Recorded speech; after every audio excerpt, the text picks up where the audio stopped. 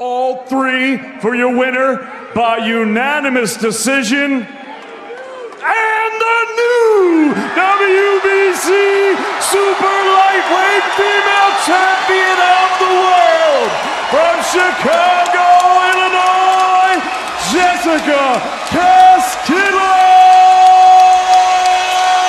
McCaskill.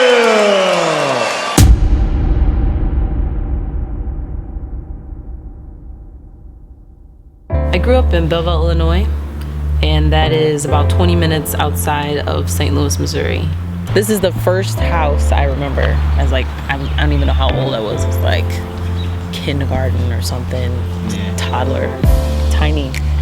We used to catch the bus right down there for school. And my mom would like sit and watch me and my brother would walk together down the street. My real mom is African American, and my real dad is Mexican. So I'm both half African American and Mexican. Now the lady that adopted me is my great aunt, and that's who I call mom. Jessica and I, started off very fast. I think I met her, on a weekend, and within 3 weeks later, she fought for me.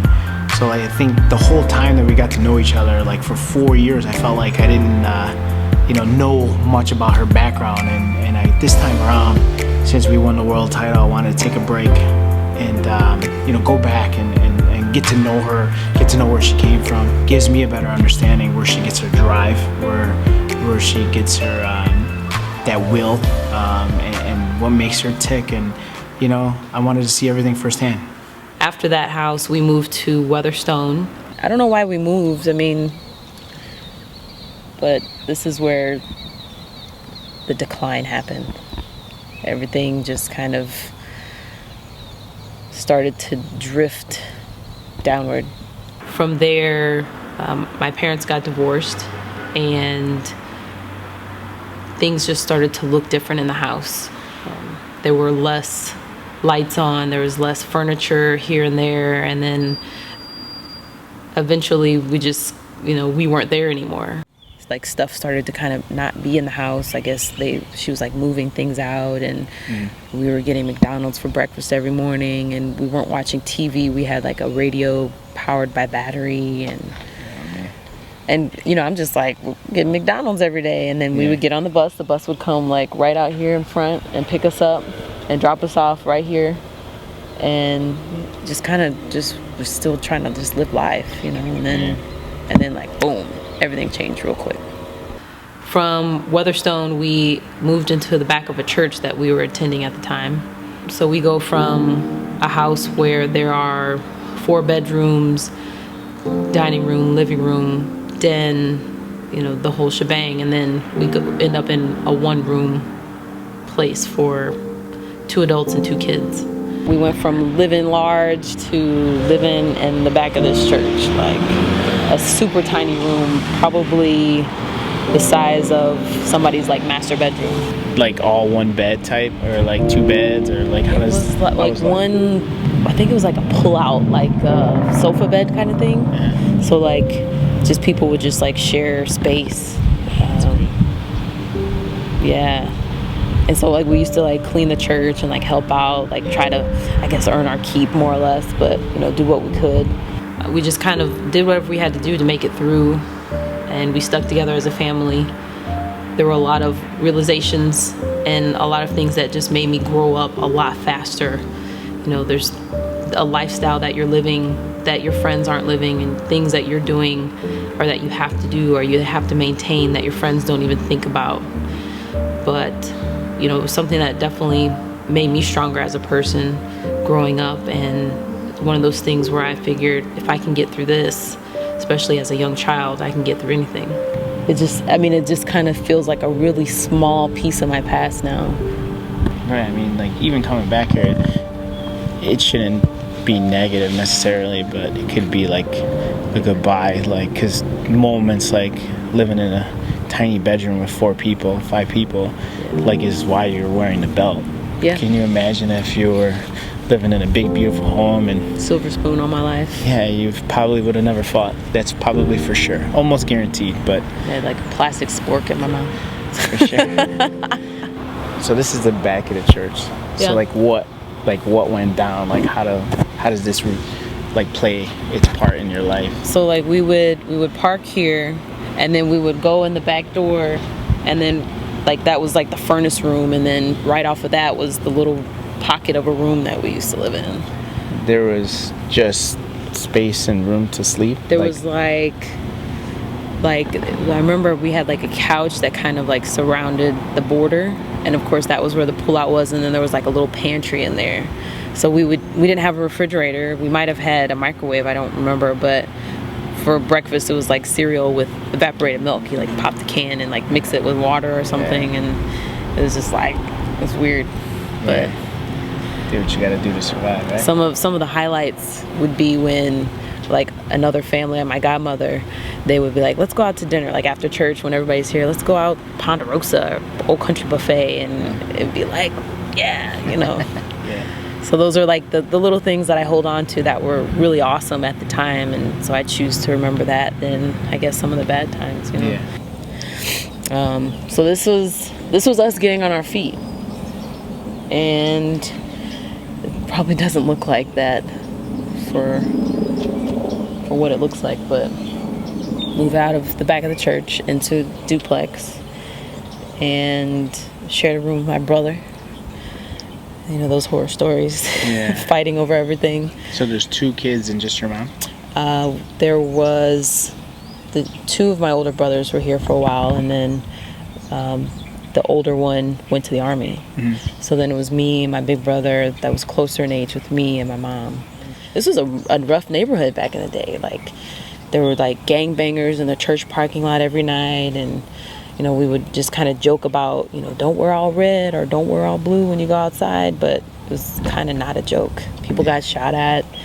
We would all still kind of just be in our element. I remember racing down the street with my friends barefoot, kind of being a kid and playing tag and all type of stuff, because it still felt like a different era than where, people trusted for their kids to be out, on their own. But the corner store, the guy that ran that, somebody tried to rob the store and slit his throat, I was like tiny. I remember that. Like I said, I remember those things, but then I kind of choose not to dwell on it. Like, I remember the fun times. They used to have a carnival on the church parking lot every year, and we used to go play on the equipment at the school, and Huff Park is right over here. We used to be over there all the time, and we lived our lives. We still had the opportunity to be kids in spite of the bad living environment that we were trying to make it through. Right.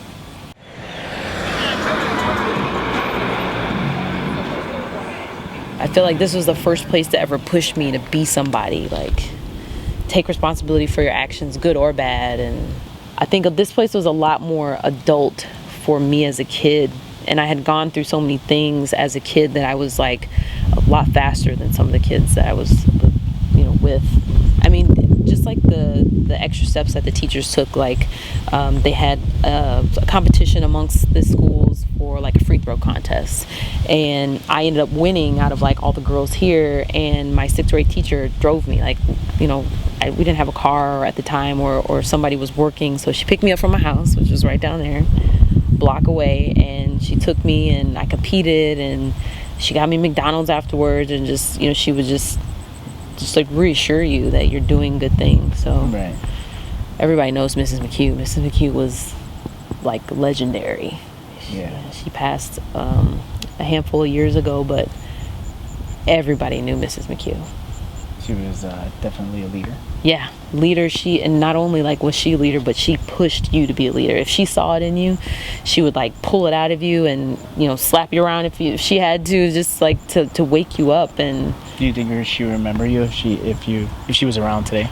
Yeah, she knew everybody. She remembered everybody. What do you think she would say today if she met you and saw you today right now at the WBC title belt? That's the one. She'd say, "I'm not surprised. I knew it. You're a leader." Yeah. No, I understand. Sometimes you need that person in your life as a kid just to say, you know, outside from your parents, just to be like, yo, you got something. Yeah. She was awesome.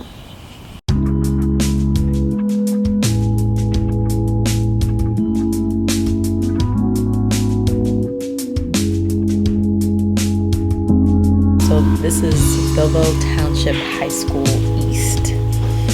And I was here from sophomore year to senior year. So that was about 2000 to 2002, class of 02. I mean, I had great memories here. I mean, this is a lot of where I just kind of did my own thing, and I had my own style, and I stopped caring what people think and just kind of like lived, you know, more. Did you play high school sports? No, I didn't. Everything seemed really cliquey, and I couldn't really fit in, and I didn't care about fitting in. I was like rebellious a little bit, and the outcast and the lone wolf, and I mean, I had friends, but I was like the weird, goofy girl. I could see that. But I embraced it, and I was, I guess, like finding myself. You know, we just came from, you know, bad times, and now things are getting better, and I have like this outlet of high school, and I used it, you know, as much as I could. Everything was on the up and up. I had a job. I worked at the Lincoln Theater. I started off as a concession worker here at the Lincoln Theater. And I worked my way up to being the box office ticket girl. And then I jumped to manager. I used to change the sign up there, climb out the window and arrange everything, put the posters up. I was like counting down money every night, like multiple cash drawers, and it was a big job for a high schooler. But after I graduated from Belleville East, I went to SIU Edwardsville and eventually started my career in boxing as an amateur.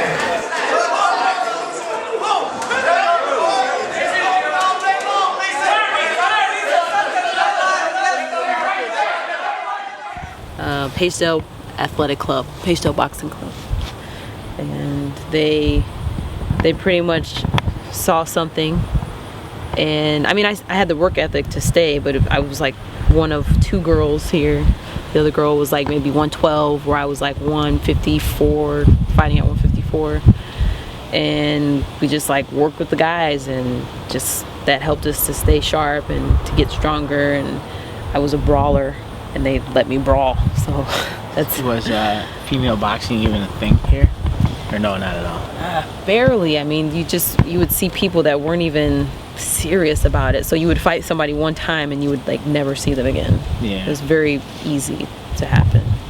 They gave me a chance to just do what I do. I was very much a brawler at my early stages of boxing and amateurs, and they kind of made that as best as they could, and the outcomes were very good. I had a lot of decent fights in St. Louis and on a national level, and it just kind of prepared me for moving to Chicago and adding to my boxing resume. Yeah, so these are stomping grounds right here. I remember jogging through the park, down the street. People would be on their porch and just kind of be like, all right, Layla Ali, go champ. You know, they knew I was a boxer, and they would just cheer me on. Does it feel weird to be back, or how does it feel? No, it's cool. I mean, this was a highlight of my past, and, you know, good memories. And just to kind of know this is where the boxing kind of really popped off for me. It makes me feel proud to come back. Right. You know? Especially with the strap on your With shoulder. the strap, exactly.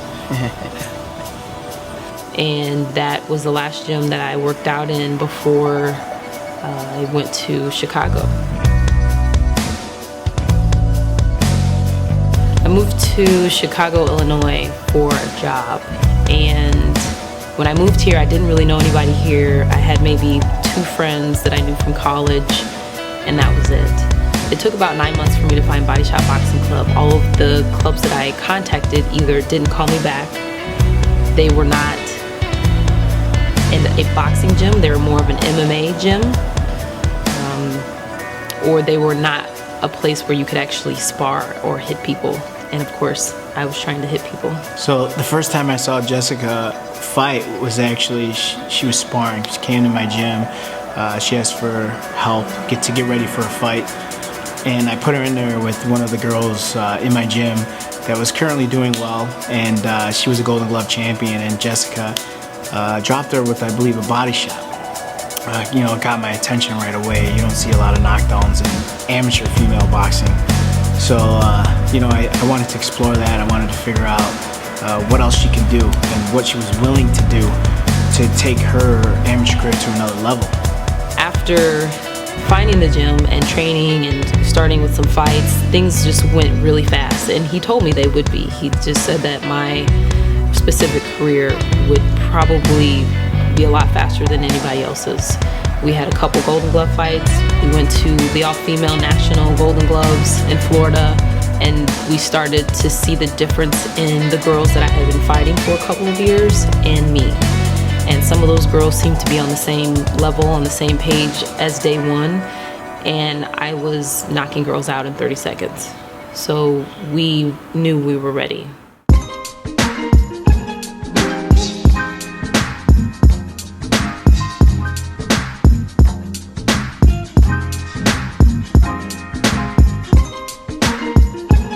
So we fought for the ABO title. We captured that at 135. And then the Katie Taylor fight came about. We fought for the WBA lightweight title in London. That was a phenomenal experience, and I think that fight catapulted Jessica's confidence, not only in herself, but confidence even from the fans that Jessica could be, and it looked like she could be at a world-class level. Jessica McCaskill! Here comes Jessica McCaskill, really trying to crank up the heat on Katie Taylor. Great character, really good talker, but a left hand also shows she carries power as well. And Katie Taylor just wobbled for the first real time as a pro. And she is being really roughed up here by Jessica McCaskill. Can Katie Taylor keep her cool? Nice right hands from McCaskill, who's growing in confidence. Yeah, last round, short shots, hands up, walking behind the gym. That's all you gotta do. If you see something, fucking throw it. Throw it, sit on it. Excuse the language in the corner. Alright? We're not gonna give Ramos us a very close to decision. Jessica McCaskill. Hit her with a fucking missile so we can go home, okay? And since we came all the way over here, she don't want to fight. She's fucking. They really want it. Again, Knock her out. apologies for the blue language. No let up in Jessica McCaskill's heart and spirit. It was a very, very tough fight, probably the toughest fight of my career. So I expected, I knew that coming into this fight that Jessica was a tough opponent. And So after the Katie Taylor fight, we came home. We immediately wanted to get back to work. A couple fights fell through, probably about 3 or 4. It just seemed like the whole year of 2018 wasn't, for whatever reason, wasn't our time. Fights were falling through, things weren't happening for us, and I would tell Jessica, even though I didn't necessarily even believe it, but I just wanted her to be patient. I hate being patient. I'm not a very patient person, but I thought that the best thing to do in this situation was to be patient. And we got the call from Eddie Hearn. We got the call from Eddie Hearn to fight in Chicago, and we were happy, we were excited. It was a good show for Chicago, good show for us. And with like 2 weeks left, he called and asked if I would be interested in having Jessica fight for the WBC world title at 140 pounds, super lightweight. And we jumped on the opportunity. It's a pretty competitive, close fight. So it's for a title, so who's going to want it more? Oh, there's a right hand. The best punch of the fight landed there from McCaskill. On his head. Clean shot right there. Yeah, Right this was a clean round for McCaskill. It was a nice looking round. She was able to move and use the ring, land some clean shots. Didn't leave a doubt of it.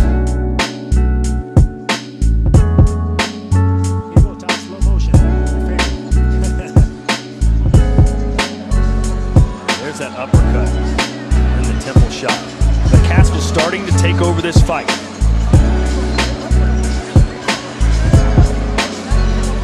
Three uppercuts in a row. And the new WBC Super Lightweight Female Champion of the World from Chicago, Illinois, Jessica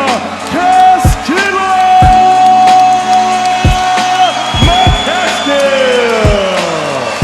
Todd, I gotta say, hearing and new just brings memories for me. I can tell you what that feeling's like. She will never forget those 2 words. I think in life, you always need someone who believes in you and you believe in them. And I think that if you find that person, it's a great ride, and you can build some great memories, and live both of your dreams, and those dreams and goals become reality.